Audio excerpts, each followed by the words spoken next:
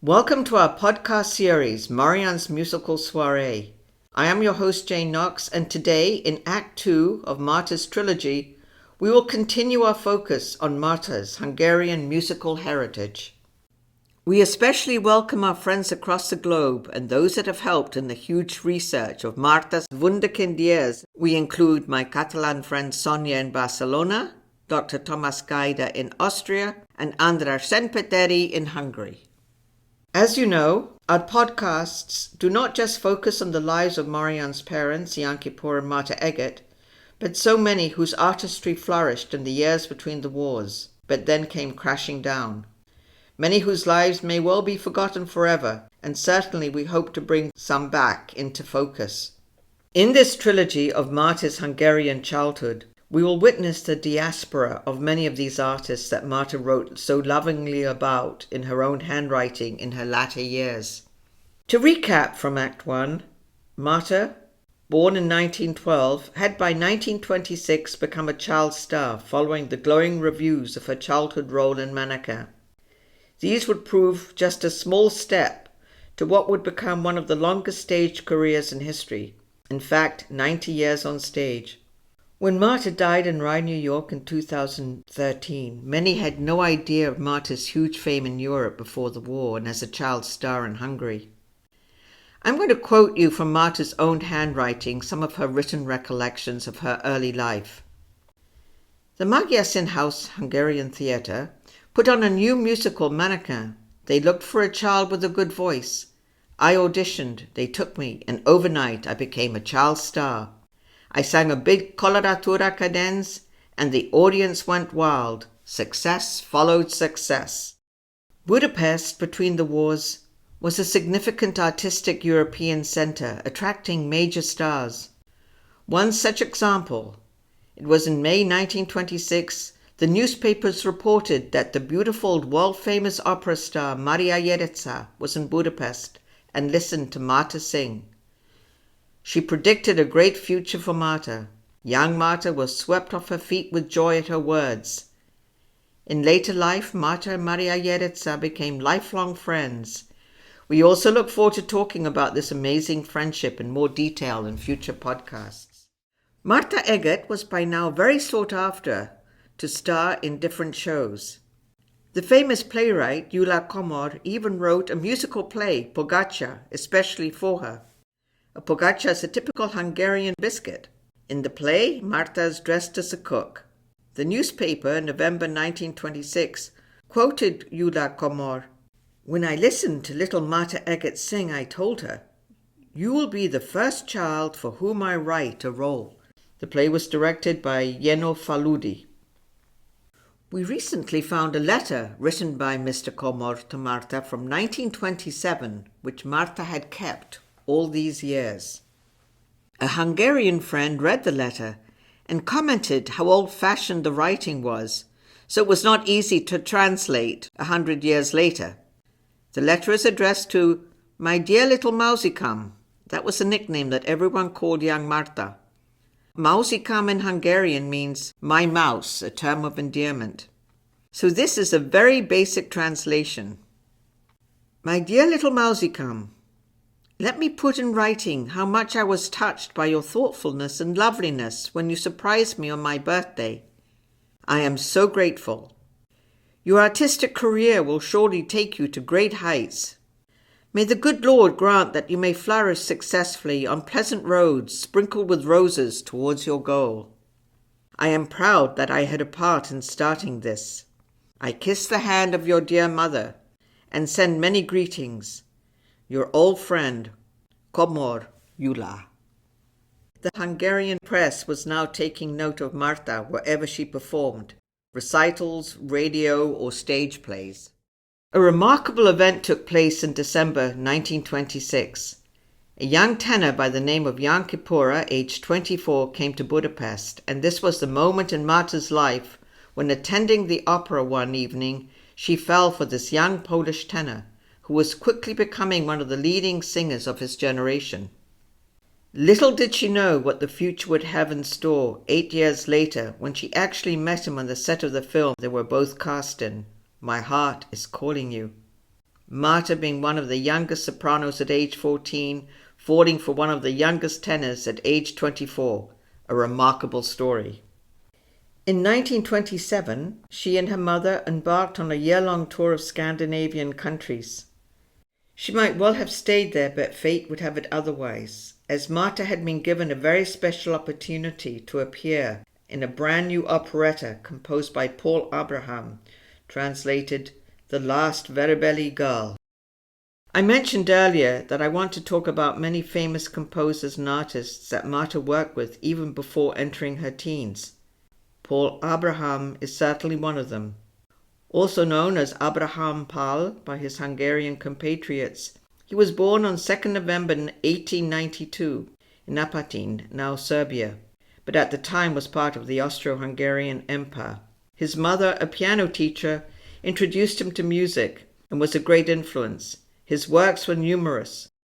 In 1928, he wrote his first operetta alone, entitled The Last Veribelli Girl. Although the lead role was Franciska Gaal, Paul Abraham added new coloratura soprano songs, especially for Marta's voice. Marta was to write many years later of this experience. Success followed success when I was put in Paul Abraham's new big musical. Again I played a little girl, Anushka, and a Hungarian Csárdás song and a Palotas dance always stopped the show. I had to repeat it 3 times every night. The Palotas dance, by the way, is a famous Hungarian courtly dance and very elegant. We will hear now Marta singing with Max Menzing, Ich konnte jetzt zu Ihnen sagen, I love you. Translated, I could now say to you, I love you. The lyrics by Fritz and Max Kolper.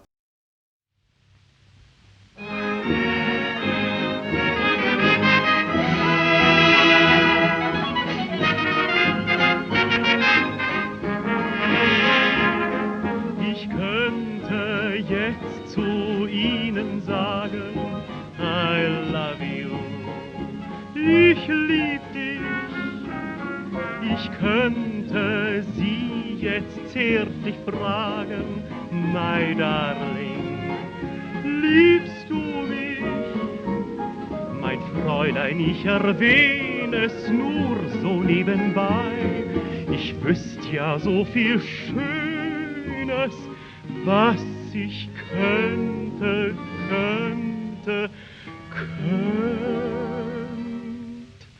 Ich könnte Sie jetzt zärtlich küssen und tu's nicht.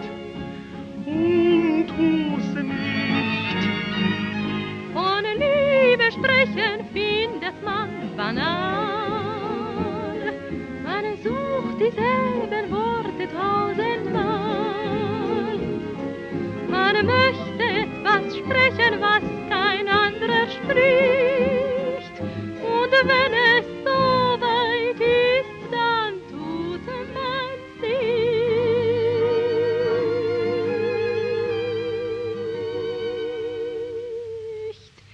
Ich könnte jetzt zu Ihnen sagen, I love you. Ich lieb dich. Ich könnte Sie jetzt zärtlich küssen, my darling, liebst du mich? Meine Liebe, ich erwähne es nur so nebenbei. Ich wüsste ja so viele Schönes, was ich könnte.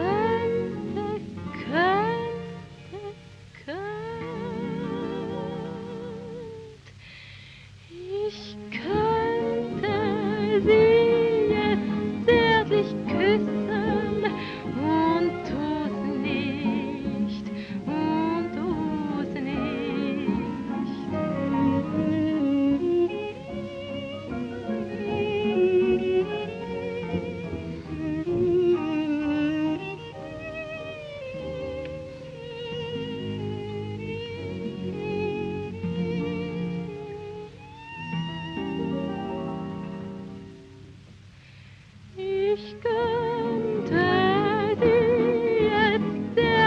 küssen. Und tu's jetzt. Tu's jetzt.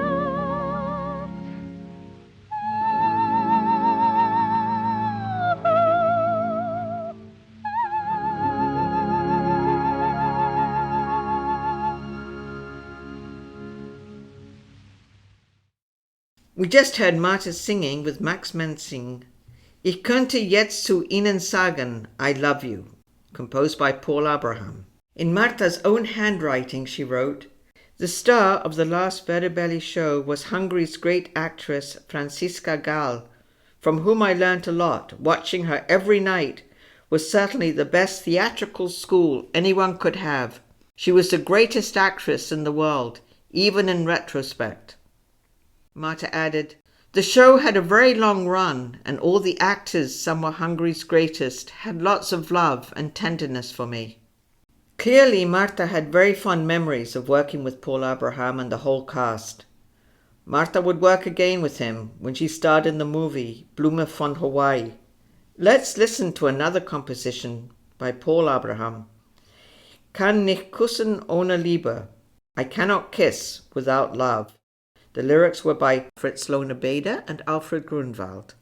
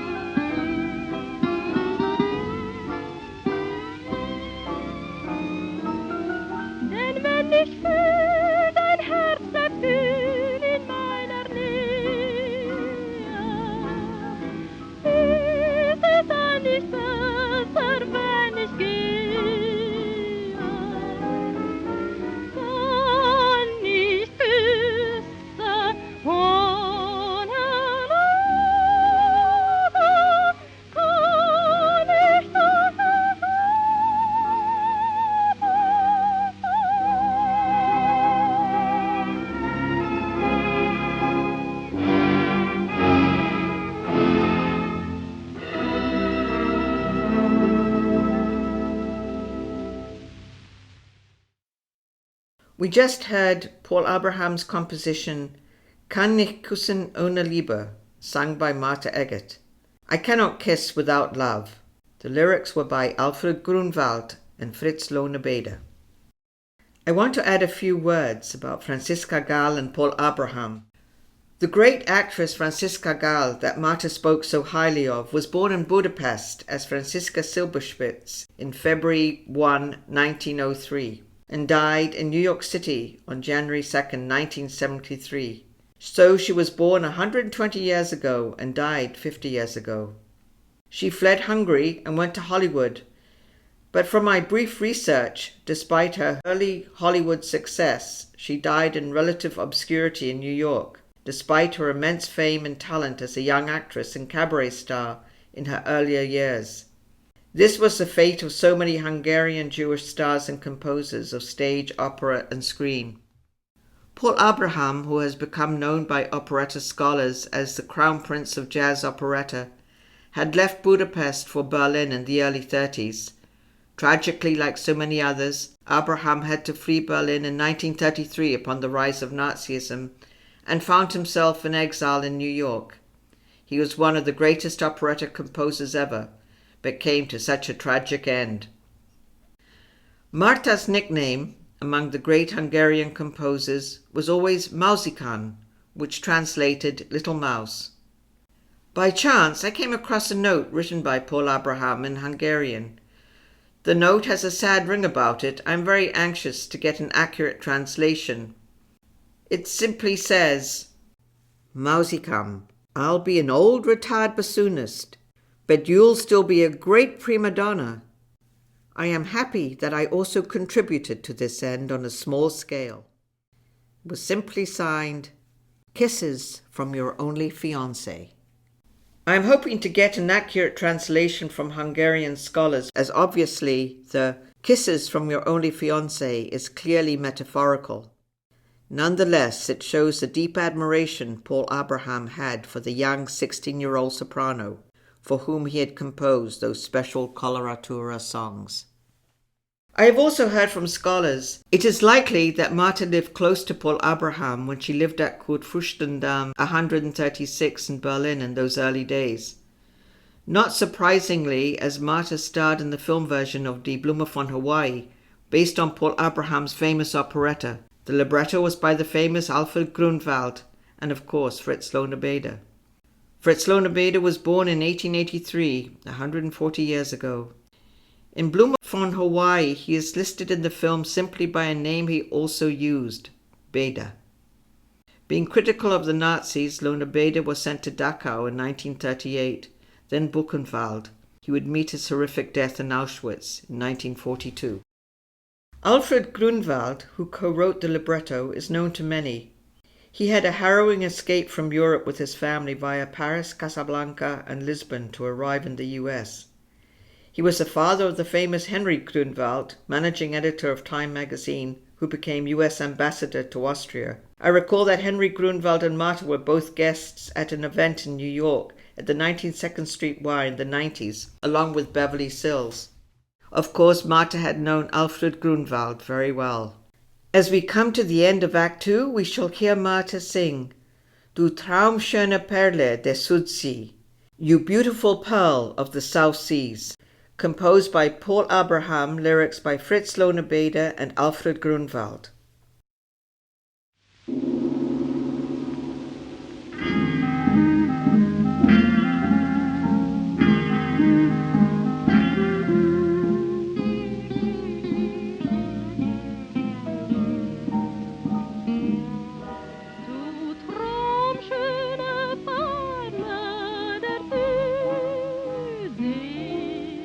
Schenk mir, lieber